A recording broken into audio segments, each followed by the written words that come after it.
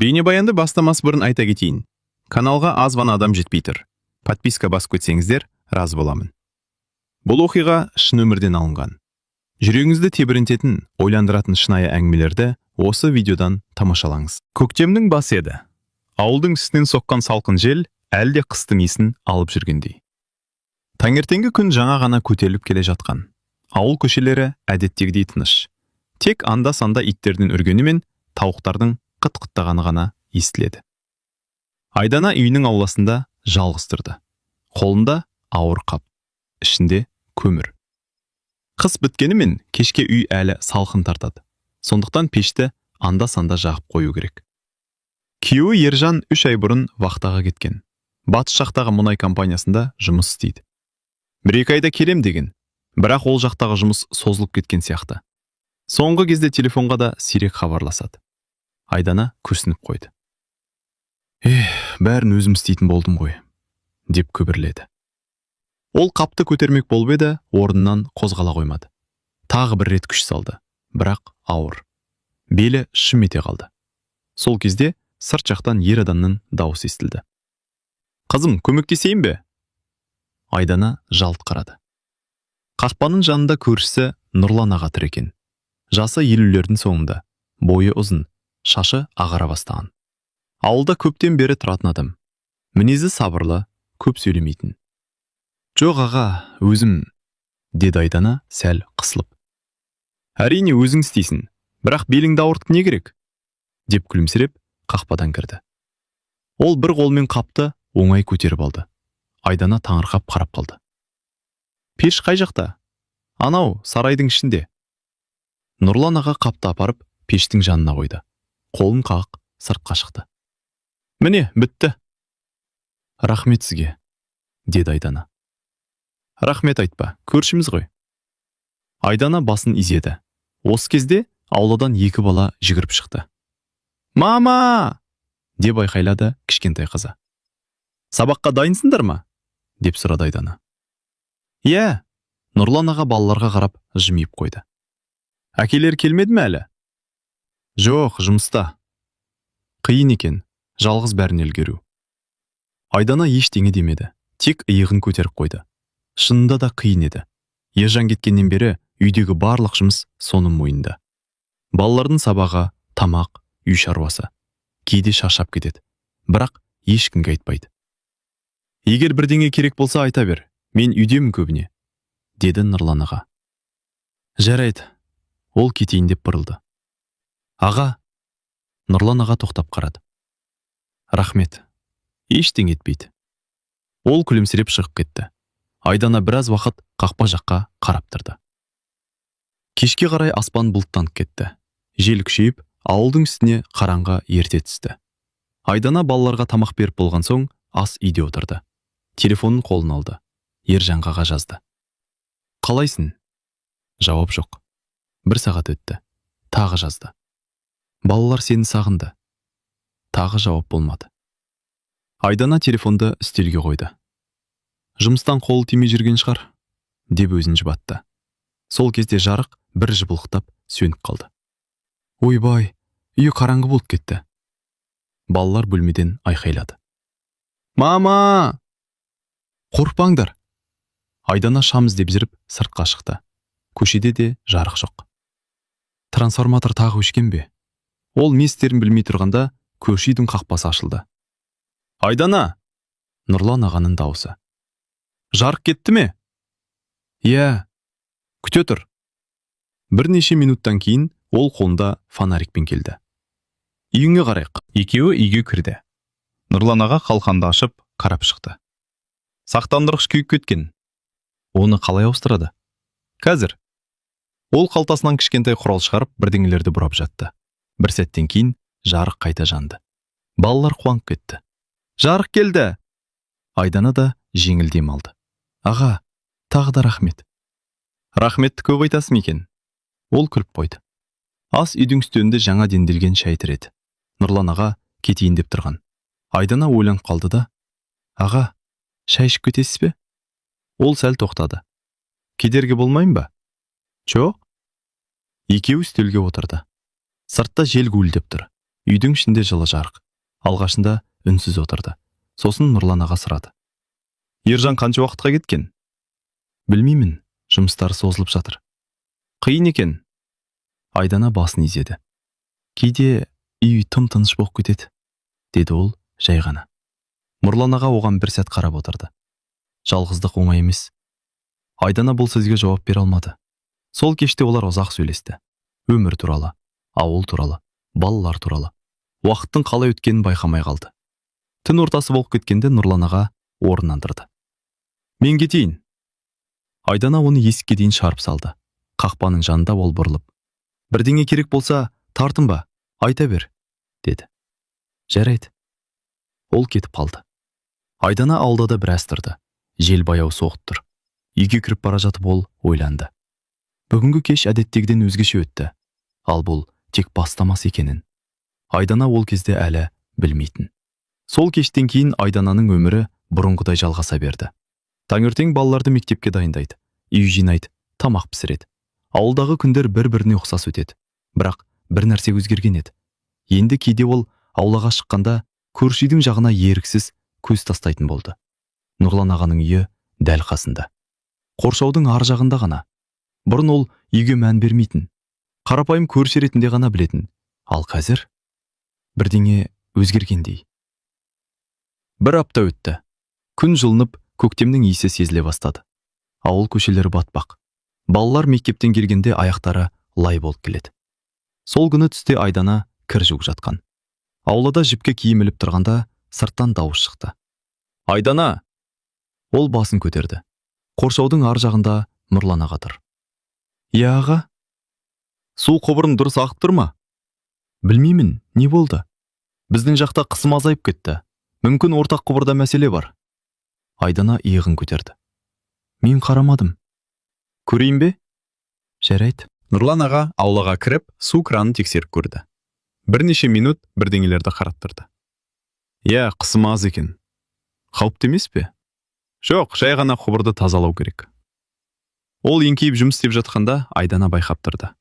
Жасы 58-де болса да қимылы ширақ. Иығы кең. Қолдары да әлі күшті. Бір сәтке Айдана ойланып қалды. Ержан да бұрын осылай көмектесетін. Осы ой келгенде жүрегі сәл шым ете қалды. Жарты сағаттан кейін су қайтадан жақсаға бастады. Міне, болды. Рахмет сізге. Тағы рахмет. Айдана күліп жіберді. Неге күлесің? Сіз әр келген сайын бір жұмыс істеп кетесіз. Көрші болғасын солай ғой. Ол кетейін деп еді. Айдана тағы да тоқтатты. Аға. Иә? Шай ішіп кетіңіз. Нұрлан аға сәл ойланып қалды. Уақытымды алмайын ба? Жоқ. Екеуі тағы да ас үйге кірді. Балалар мектепте. Үй тыныш. Айдана шай құйып берді. Жалғыз отыру жалықтырмай ма? Деп сұрады Нұрлан аға. Айдана күрсінді. Кейде жалықтырады. Ержан жиі хабарласа ма? Соңғы кезде жоқ. Жұмыс қой. Иә. Бірақ Айдананың даусынан мұң сезілді. Бір сәт үнсіздік орнады. Сосын Нұрлан аға баяу сөйледі. Мен де бір кезде осылай жалғыз қалғанмын. Айдана таңырқап қарады. Қалай? Әйелім 7 жыл бұрын қайтыс болды. Айдана үндемей қалды. Содан бері үй бос. Ол шайын жайлап ішіп отырды. Балаларыңыз бар ма? Бір ұл бар, қалада тұрады, сирек келеді. Айдана басын изеді. Екеуі бір-бірінің жалғыздығын түсінгендей болды. Кешке қарай балалар үйге келді. Нұрлан аға кетіп қалды. Айдана кешкі ас дайындап жүріп, тағы да телефонды қарады. Ержаннан хабар жоқ. Ол қайтадан жазды. Қалайсың? Біраз уақыттан кейін жауап келді. Жақсы, жұмыс көп. Айдана тағы жазды. Қашан келесің? Жауап біраздан кейін келді. Әлі белгісіз. Бар болғаны осы. Айдана телефонды жайлап үстелге қойды. Ішінде бір түрлі бос сезім пайда болды. Сол кезде есіне күндізгі әңгіме түсті. Нұрлан ағаның сабырлы дауысы, оның әңгімелері, үйдегі тыныштықты бөліскендей болғаны. Айдана өзін бір түрлі сезінді. Не ойлап отырмын мен, деп сыбырлады. Келесі күні кешке тағы бір жағдай болды. Айдана дүкеннен қайтып келе жатқан, қолында ауыр пакет. Аулаға кіргенде Нұрлан аға қайтадан кездесті. Тағы ауыр зат көтеріп жүрсің бе? Дүкеннен келдің. Ол пакетке қарап басын шайқады. Бер. Жоқ, өзің. Қызым, сен әлі де үйренбепсің? Ол пакетті алып үйге кіргізіп берді. Айдана күліп қойды. Сіз болмасаңыз қиын болар еді. Нұрлан аға бір сәт үнсіз қалды. Сосын жай ғана айтты. Кейде біреудің жанында болған жақсы ғой. Бұл сөз Айдананың жүрегіне бір түрлі әсер етті. Ол жауап бере алмады. Сол түні Айдана ұзақ ұйықтай алмады. Терезеден көрші үйдің жарығы көрініп тұрды. Ал оның ойында бір ғана сұрақ айналып жүрді. Неге ол адаммен сөйлесу маған жеңіл болып кетті? Айдана әлі түсінбеді. Көктем күн сайын жылып келе жатты. Ауылдың айналасындағы қар еріп, жер лайсаң болып кеткен. Таңертеңгі ауада дымқыл топырақтың иісі сезіледі. Айдана әдеттегідей таңертең ерте тұрды. Балаларды мектепке дайындап шығарып салды. Қақпаны жауып тұрып, көшенің бойына қарап біраз тұрды. Ауыл тыныш. Бірақ оның ішінде бір түрлі мазасыздық бар еді. Соңғы күндері Нұрлан аға жиі кездесетін болды. Кейде ауылда, кейде дүкен жақта. Әңгімелерде көбейіп кеткен. Бұрын мұндай емес еді. Айдана осыны өзі де байқап жүр. Артық ойлама, деді өзіне. Сосын үйге кіріп кетті. Түске жақын күн ашылып, ауа жылды. Айдана ауылда гүл егетін жерді қопсытып жатқан. Сол кезде көрші жақтан Нұрлан ағаның дауысы шықты. Айдана! Ол басын көтерді. Я аға? Бақшаға көшет отырғызып жатырмын. Көмектесіп жібересің бе? Айдана бір сәт ойланып қалды. Қазір барам. Ол қолын жуып, көрші аулаға кірді. Нұрлан ағаның бақшасы үлкен екен. Жер жыртылып, бірнеше қатар дайын тұр. Мына жерге отырғызамыз, деді ол. Екеуі бірге жұмыс істей бастады. Бірі жер қазады, бірі көшет отырғызады. Жұмыс істеп жүріп, әңгіме де айтылады. Ауылда бұрыннан тұрасың ба? Деп сұрады Нұрлан аға. Жоқ, күйеуге шыққалы көшіп келдім. Қанша жыл болды? 7 жыл. Уақыт тез өтеді ғой. Айдана басын изеді. Күн көтеріліп, ауа одан сайын жылды. Бір сағаттай жұмыс істегеннен кейін Нұрлан аға орнынан тұрды. Жарайды, болды. Көп көмектестің. Айдана қолындағы топырақты қағып қойды. Ештеңе етпейді. Шай ішіп кет. Айдана сәл тосылып қалды. Бір сәт ойланып тұрды. Жарайды, аздап қана. Нұрлан ағаның үйі қарапайым, бірақ таза. Қабырғада ескі суреттер ілулі тұр. Біреуінде жас кезіндегі өзімен әйелі. Айдана соған қарап қалды. Бұл әйеліміз бе? Нұрлан аға басын изеді. Иә, әдемі кісі екен.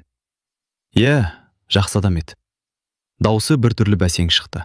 Айдана үндемеді. Екеуі ас үйде шай ішіп отырды. Сыртта құстардың даусы естіледі. Үй іші тыныш. Бір кезде Нұрлан аға сұрады. Ержан келетін уақыты жақындады ма? Білмеймін, нақты айтпай жүр. Сағынған шығарсың. Айдана күлімсірегендей болды. Әрине. Бірақ оның көзінде басқа бір сезім байқалды. Нұрлан аға оны байқап отырды. Кейде адам жалғыз қалғанда көп нәрсені ойлайды, деді ол баяу. Айдана шайға қарап үнсіз қалды. Шынында да соңғы кезде ол көп ойлайтын болды. Өмір туралы, өзі туралы, жалғыздық туралы. Бір сағаттай отырғаннан кейін Айдана орнынан тұрды. Мен кетейін, балалар келеді қазір. Жарайды. Ол есікке дейін шығарып салды. Айдана аулаға шығып бара жатқанда, көрші үйдің қақпасының жанында бір әйел тұрғанын байқап қалды. Бұл ауылдағы сөзшең көршілердің бірі, Күләш апай еді. Ол біртүрлі қарап тұр. Айдана сәл қысылып кетті. Сәлеметсіз бе? Деді. Сәлем. Күләш апай көзін сығырайтып сұрады. Көршіге қонаққа барып жүрсің бе? Жай бақшаға көмектескен едің. Оның даусында біртүрлі мән бар еді. Айдана ештеңе демей үйіне қарай жүріп кетті. Сол кеште ауыл іші әдеттегідей тыныш. Айдана балаларды ұйықтатып, ас үйде отырды. Бірақ көңілі біртүрлі мазасыз. Күләш апайдың қарағаны есінен кетпей тұр. Бос нәрсе ғой, деді өзіне. Дегенмен ауылда өсек тез тарайтынын ол жақсы біледі. Телефонға қарады. Ержан тағы хабарласпаған. Айдана терезеге жақындады. Қоршаудың ар жағында Нұрлан ағаның үйінің жарығы жанып тұр. Сол жарыққа қарап тұрып, ол бір нәрсені түсінді. Бүгін ол алғаш рет көршінің үйіне кірді. Ал бұл ауылда адамдардың көзіне тез түсетін нәрсе еді. Келесі күндері Айдана өзін біртүрлі сезіне бастады. Неге екенін өзі де толық түсінбейді. Бірақ көшеге шыққанда кейбір адамдардың оған қарап тұрғанын байқайды. Ауыл шағын ғой, Біреудің үйіне кім кіріп, кім шыққан бәрі біледі. Сол күні таңертең Айдана балаларды мектепке шығарып салып, дүкенге қарай жүрді. Көшенің бұрышында екі әйел сөйлесіп тұр екен. Айдана жақындағанда, олар әңгімені тоқтатып қалды. «Сәлеметсіздер ме?» деді Айдана. «Сәлем», деп қысқа ғана жауап берді екеуі. Айдана өтіп кеткенде олардың қайта сыбырлап сөйлескенін естігендей болды. Ол ештеңе демеді. Бірақ ішінде бір түрлі сезім пайда болды. Дүкеннен қайтып келе жатқанда тағы да Күләш апай кездесті. Бұл жолы ол өзі тоқтатты. «Айдана, қызым». «Иә, апай?» Күләш апай оған жақындап даусын бәсеңдетті. «Бір нәрсе айтайын, ренжіме». Айдананың жүрегі бірден дүрсілдеп кетті. «Не болды?» «Ауыл деген сөз тез тарайды ғой». Айдана үндемей қалды. «Сенің көршіге барып жүргеніңді жұрт айтып жүр». Айдана бір сәт не айтарын білмеді. «Мен жай ғана көмектескен едім.